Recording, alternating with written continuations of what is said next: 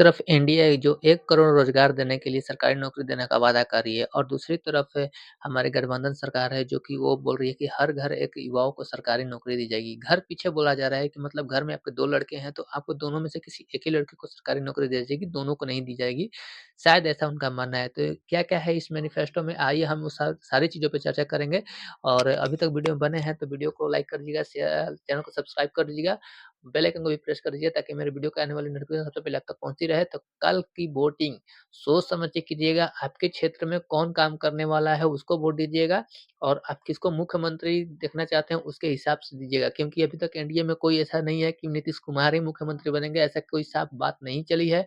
तो वीडियो में बने ही रहिएगा, ठीक है? मैनिफेस्टो के आधार पर आपको बताया जाएगा कि किस तरीके से आपको मतलब वोटिंग करनी है, मैनिफेस्टो के आधार पर आपको वोटिंग करनी है, तो आप उसमें जाइएगा, देखिएगा कि मैनिफेस्टो कहाँ पर मिलेगी। तो मैनिफेस्टो का लिंक मैं अपने डिस्क्रिप्शन लिंक में डाल दूँगा, आप वहाँ से दोनों का घोषणा पत्र देख लीजिएगा।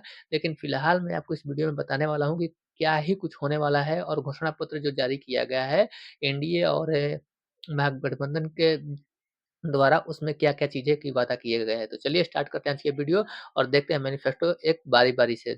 मैं एक-एक लाइन दोनों का ही समझाऊँगा मतलब पहला अगर जो बात होगी एक लाइन में वो एनडीए का पहले रखता हूँ और फिर दूसरी ओर महागठबंधन का रखता हूँ। तो देखते हैं अगली मतलब इसी वीडियो में देखते हैं।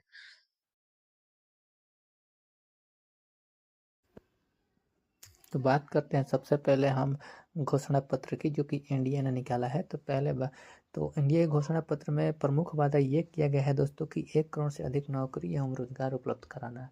हमने 2014 के चुनाव में देखा था कि मोदी जी ने 2 लाख नौकरी देने का वादा किया था, लेकिन अभी तक वो कंप्लीट नहीं हुई है। 11 साल से उनकी केंद्र में सरकार है, लेकिन इस चीज़ पर उन्होंने कभी भी ध्यान नहीं दिया है। तो मुझे ये भी फेक न्यूज़ लगता है। आप जो भी देखें सोचे समझे उसी हिसाब से वोटिंग करने दीजिएगा, ठीक है।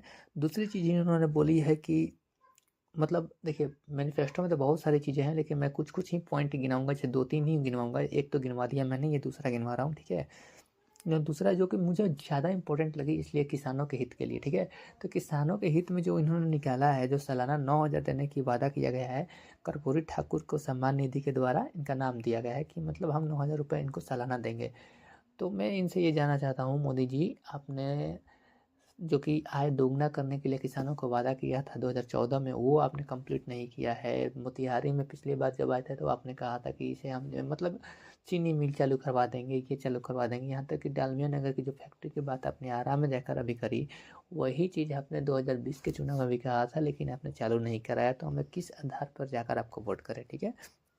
ये था एनडीए के कुछ महत्वपूर्ण, मतलब ज़्यादा नहीं 2 ही 3 था, मैंने गिनवा दिए, ठीक है। मैं इसको अभी अभी आपको पूरा नीचे डिस्क्रिप्शन में लिंक दे दूँगा, आप सीधा वहाँ से जाएँगे और डाउनलोड कर लेंगे, पढ़ लेंगे जितनी भी मुख्य बातें हैं इनकी।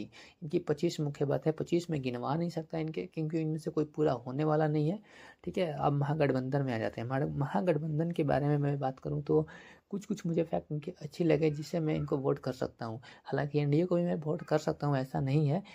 मेरा मतलब है कि आप जिनको चाहें उनको वोट कर सकते हो। मेरा कुछ अलग से एथी नहीं है, मैं न्यूट्रल हूँ, मैं आपको बताने वाला हूँ, ठीक है। तो महागठबंधन ने जो कहा है कि उन्होंने हर घर में एक एक बच्चे को सरकारी नौकरी देने की बात करी है, घर पीछे। मतलब मेरे घर में अगर मैं हूँ, मेरा भाई है, तो मैं दोनों में से शायद किसी एक ही को नौकरी मिलेगी। दोनों को नहीं मिल सकती है, एक ही को मिलेगी, लेकिन फैक्ट्री लगेगी तो दोनों को मिल सकती है, ठीक है। महागठबंधन ने वरिष्ठ नागरिकों को, विधवाओं, दिव्यांगों के लिए पेंशन और आम बुनियादी सुविधाओं में वृद्धि का वादा किया है। के द्वारा अगर फैक्ट्री लगती है बिहार में तो उनको भी नौकरी मिलेगी, ये इनका कहना है, ठीक है। बाकी इन्होंने अपने नागरिक को, विधवाओं, दिव्यांगों के लिए पेंशन और आम बुनियादियों के लिए सुविधा जानकारी का वादा किया है। तो आइए कुछ और महत्वपूर्ण हम देख लेते हैं इसमें कि क्या ही है इनमें, ठीक ना। मतलब बिहार विधानसभा 2025 के लिए 2 मुख्य गठबंधन, एनडीए और महागठबंधन, ठीक है। दोनों के घोषणा पत्रों की गहराई से विश्लेषण किया जाए अगर, ये तो मैंने 2-3 फैक्ट ऐसे गिनवा दिए थे ना। अभी आपको और कुछ बताता हूँ एक स्लाइड में, ठीक है। एनडीए के 25 में से कुछ महत्वपूर्ण जैसे नौकरी, किसान, महिला, शिक्षा, इंफ्रास्ट्रक्चर, ये सारी चीज़ें पर इन्होंने जोर दिया है। लेकिन अपने काम इन्होंने गिनवाए नहीं है कि 20 साल में इन्होंने क्या काम किया है। अगर आपने कोई काम किया होता तो 20 साल में आप गिनवाए होते, लेकिन इन्होंने कोई काम नहीं किया। 1990 के दशक पे लोग वोट मांगे कि लालू यादव में जंगल राज था, ठीक है।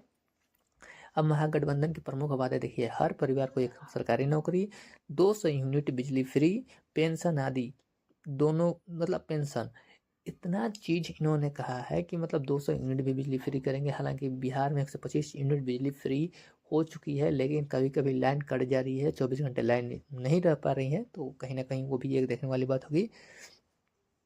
अब मतदाताओं को ये रखना है कि हमें किसको वोट करने हैं। तो बस आप लोग के लिए वीडियो में बस आज के लिए इतना ही था, तो वीडियो में बने रहिएगा।